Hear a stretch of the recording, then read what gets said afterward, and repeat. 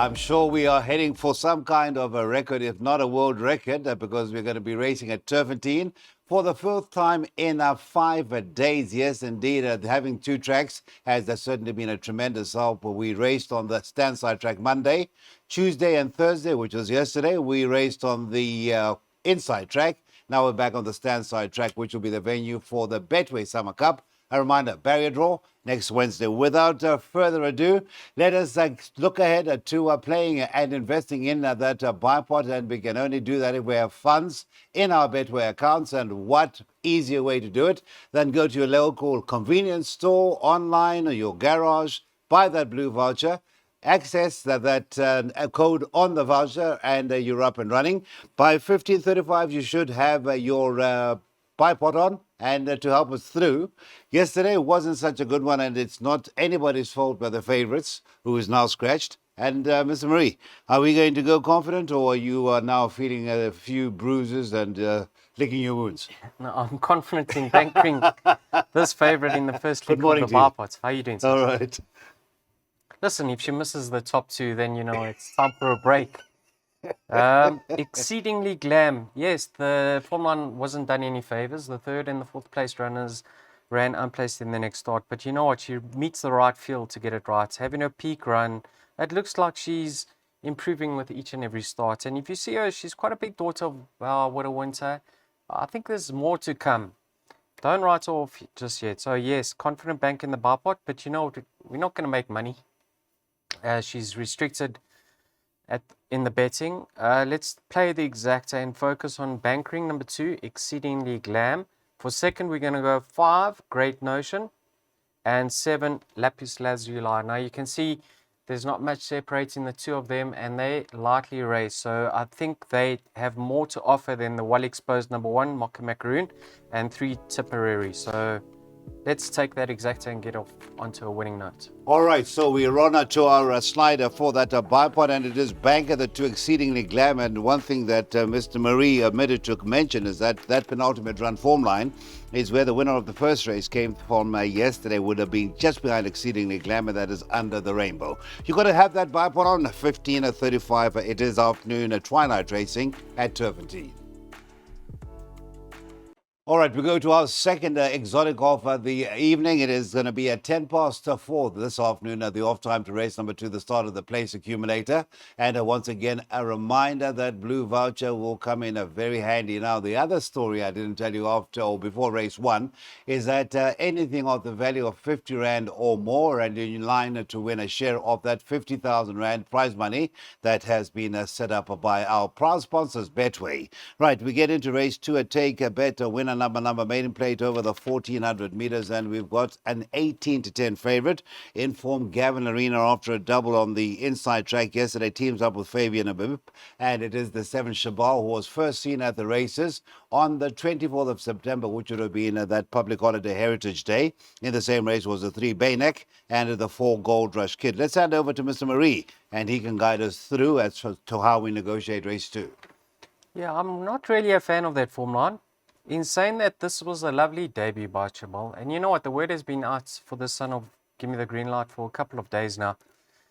He debuted at big odds, but he was far from disgraced. Lovely debut. The fact that he's got a great draw, Gavin in the irons, around the bend, he should be there for nothing in a prominent position. Like you said, Cecil, Baynek was in that same race. Baynek was on the other side of the track, drawn high, came out sluggishly, moved up, looked like he was going to fight out the finish and just got tired late. Obviously, Chabal was making his debut, but Baynek was returning from a lengthy layoff himself, so he might have been in need of that start.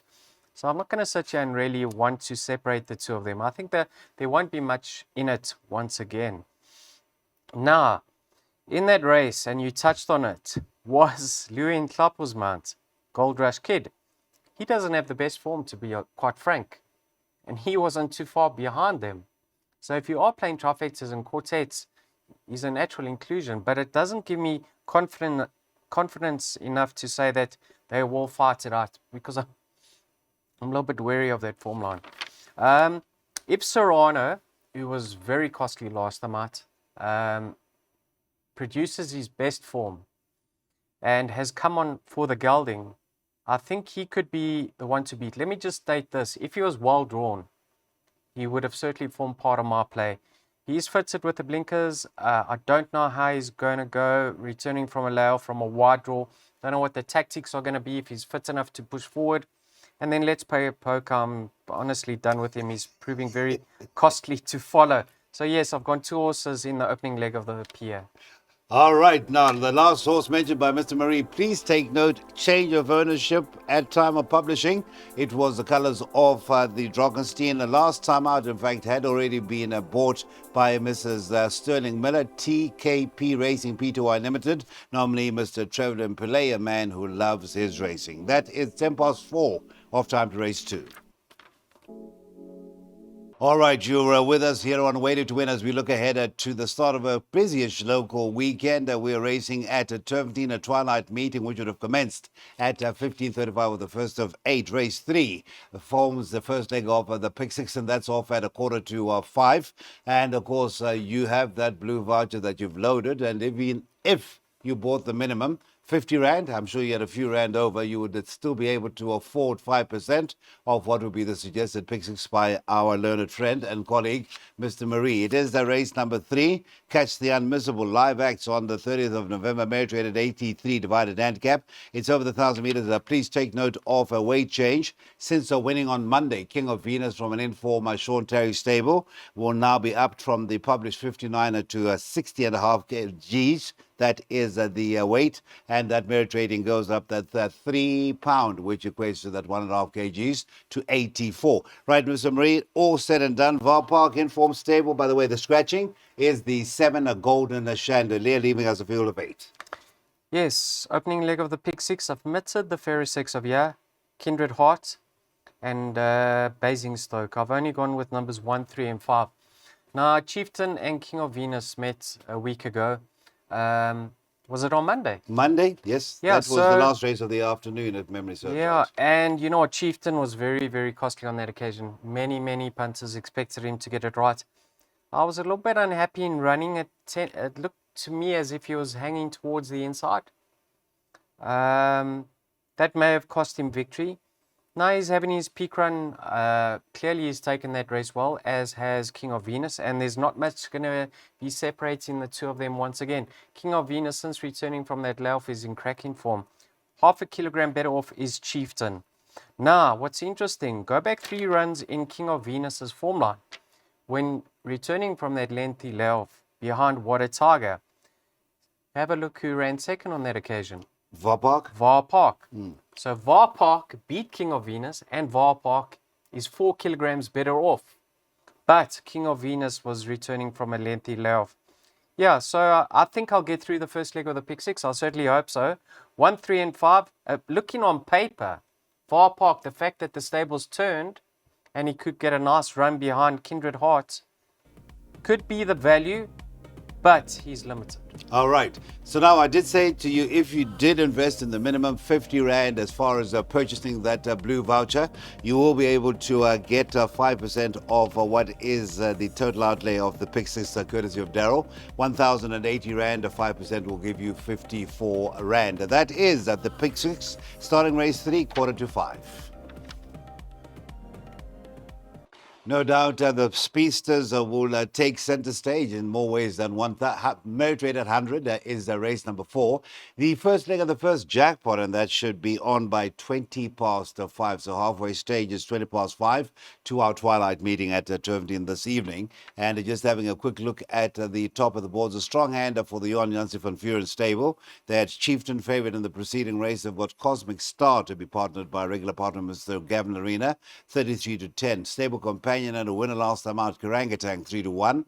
The 5 Roll with the Punches, that is at 3-1 at 7-2. And Better Bar those. Kiddies Entertainment, 30 November, merit rated 100 is where we head to next, Mr. Marie. It is the first leg of Jackpot 1, a field of 7, and certainly no shortage of speed. Yes, you touched on 2 things over there. You said Gavin's the regular pilot of Cosmic Star. He hasn't ridden him in his last 3 starts. And Johan Janssen van Vuren's got a strong hand. Yes, he does.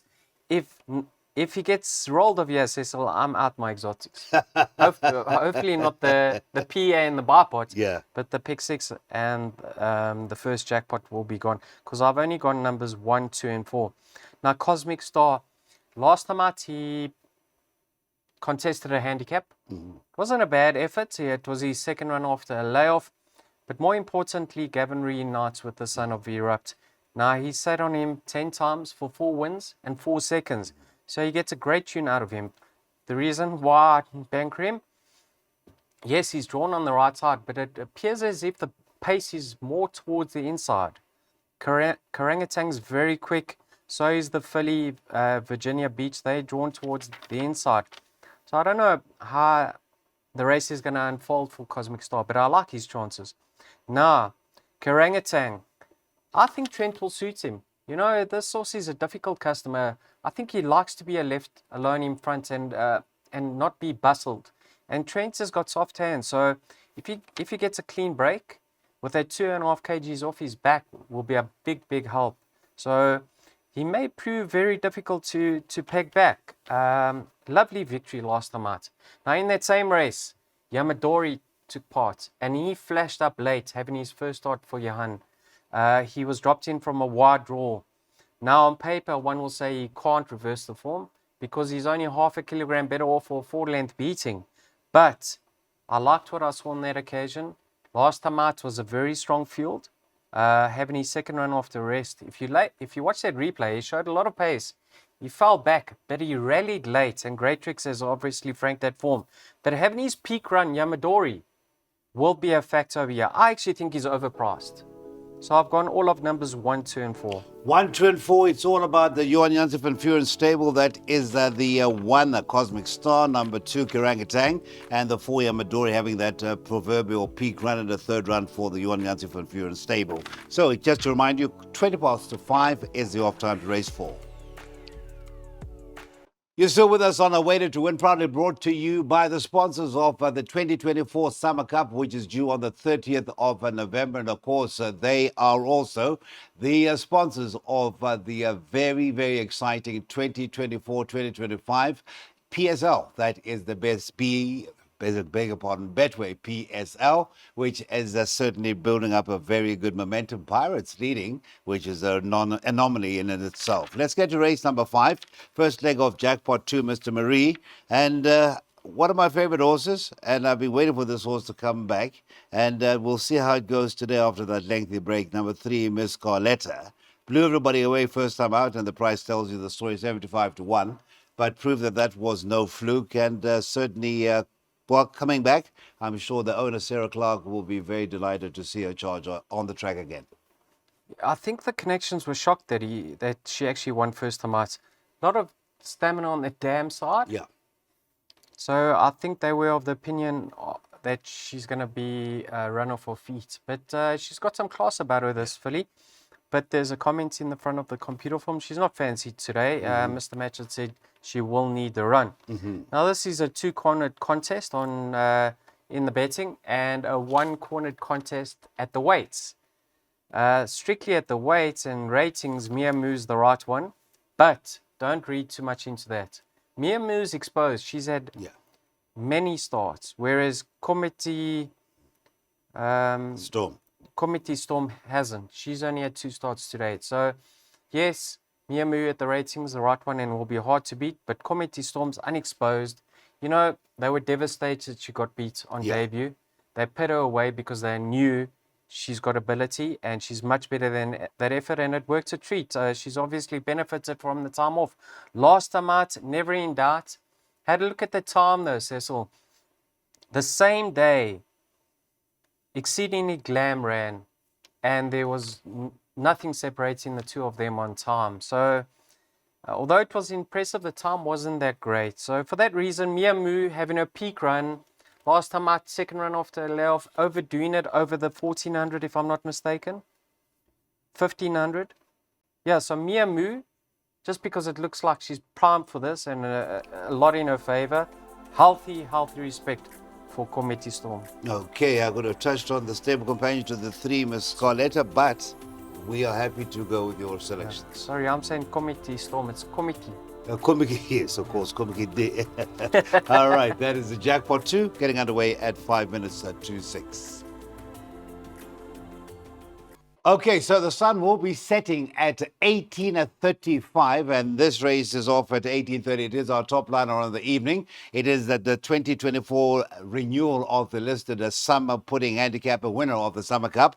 And of course, we think of Warren Kennedy when we say Summer Pudding and Paul Peter. Right, let's just have a quick look at the betting for race number 6. We've lost the 7 Bachelor, and Sukhumvit the 10 from the Alec stable in the colours of Mr. Nick Johnson is your favourite, and that is at around 24 to 10. Lady Fallon has found a tad of support after the betting support and the adjustments rather, and has been supported. Now, I'll leave it at those top 2, Mr. Marie, because we need your input into the outcome of this race.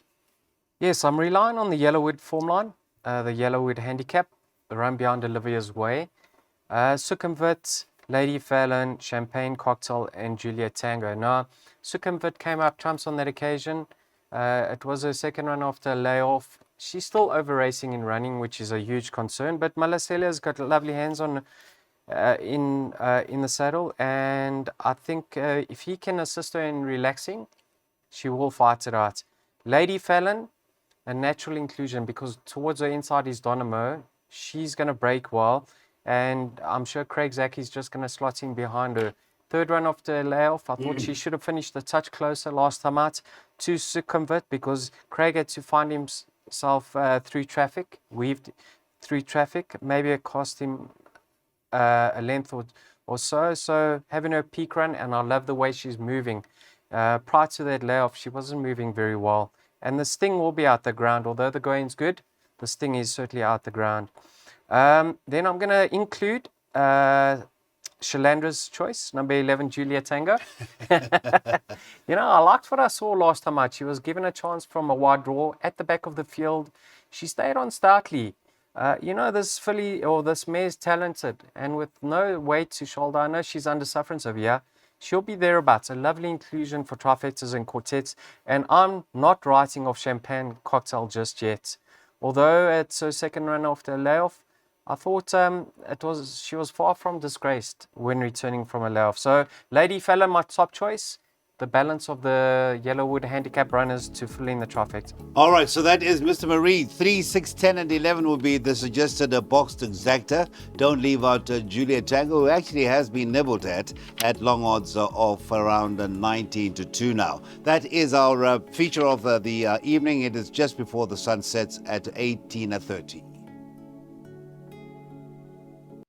2,000 meters the distance for the last chance to get involved in a double. That is race number 7. It is 7:05, the carded off time to this Betway Summer Cup. 13 November, marriage rated 86 handicap. And here again, we've got some hard knockers. It is very much a race that Strewn Sky will be put to the sword here. Can it finally fulfill all that promise? Often backed and not quite delivering, but it is over the 2,000. Teams up with Mr. Gavin Arena once again, and Strewn Sky is at 5 to 2. 5 to 2 co-favourite with the 5 Birthright, and then you've got the 8 Celtic Rush has been holding form. 7 to 2. 7 to 1, is it value? I would love to hear your thoughts on the 2 Shade with Roses, who has the blinkers on this evening, Mr. Marie. Yeah, in open company, a fair comeback. I think this is one more prep run going into something for the season. I haven't included her. She ran last time out. Yeah. So, I don't know. Strewn Sky and Birthright last time out in the same race, going through the 300. Strewn Sky got a smack in the face by the apprentice on Birthright. I don't think that would have altered the results. What I find very interesting is in the early stages of that race, they were cutting throats, Birthright, and I think it was Royal Edition. Yeah, Royal Edition, in fact, ran a guts race to finish 4th. They still managed to stay on. So I was impressed with that because they were doing it hard up front. Now they're stepping up to 2,000. Perhaps that's the reason why Strewn Sky's blinkers are getting removed over here. Strewn Sky never stayed in his penultimate start. So have a look at his form prior to that. Ultra consistent. Birthright, narrow choice over here ahead of Strewn Sky. because I'm hoping he can settle up front. He's a galloper. Now, the other one that has to form part of the equation is Celtic Rush. Now, he's unbeaten over the course in distance, but more so, he's won 4 races to date. 3 have been on the standside track. He loves it over here. 54.5 to shoulder. I've got a preference for the other 2, but you can see he's holding his form extremely well and he's competitive of his current rating. I just think Birthright, if he settles up front, could get it his own way this time round.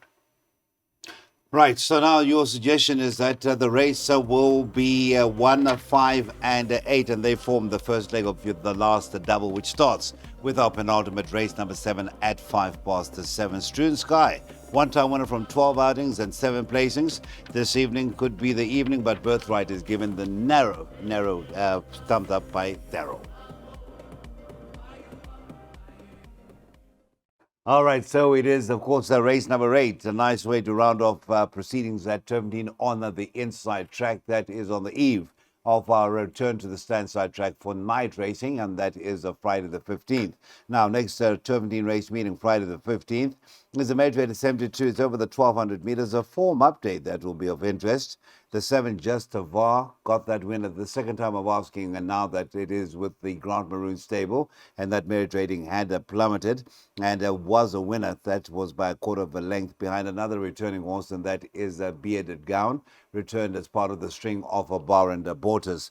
The 9, Twice as Wild, there will be no form update, was due to run in the same race, but was a scratching, so we can bypass any search for that form update. Oh, and Twice as Wild, he's out. Both of them are out. Oh, they are out now, I've just been told. So they are both out. So that leaves us, I've just said, for the update on these changes. Thank you very much to Mr. Marie. So that leaves us a field of 8. And as far as you're concerned, were they in any way part of your selections? No, I took them out because I saw the scratching. So is that a yes or no? Would they have were, been? yes, they Okay. were. Anything Mr. Maroon sailing at the moment Yes, to go we in. saw Follow that. stables in form. Yes, I see that. Now, interesting over here, the current favourites, Fabian's horse, Commander Royal, and number 2, my first pick, met last time out. And there wasn't much separating the 2 of them. Now, what catches my eye is a lone time with Dennis, drawn 2, very, very speedy sorts. The blinkers come off. And he won effortlessly without the blinkers, and then they put the blinkers on. So I like the fact that the blinkers come off. Maybe just when he gets to the front, he relaxes more without them. So Dennis from a neat draw will get him into a prominent position, and he could potentially keep rolling. I love his chances. If you like his chances, Commander of Paul has to go into everything, and that's number 6. You know, I think Jason picked up a 10-day suspension coming up soon. He'll really want to get into the winner's enclosure before taking the leave, taking the rest. Every opportunity he gets, he throws the kitchen sink at them. So, he's a natural inclusion. And then Written in Stone, poor old Written in Stone, he's back at the races a week later. Yes. But with a bit of giving the ground, Storgate number 1, Louis knows him extremely well. If he can just slot in behind a lone time, he'll be right there at the finish. Yeah, a tricky race to end off. If you want to go further, his lordship's unbeaten as a gelding. Kotinos could upset the Epcot at any given stage. We know he's capable, but he's not reliable. Copper John, will it ever come to back to his form? I don't know what's happening with this horse. Yeah. I think the connections have expected so much from him. I see 1 or 2 have exited the maybe the a little bit of a easy comeback to give him a bit of confidence with the full claiming apprentice in the irons. I don't know, so I don't know what to make of him. 2 and 8, those are the clear first choices, and we saw that being the second leg of the last double, race 8, and that is where we leave it until we confront Turffontein Racing Standside Track Friday.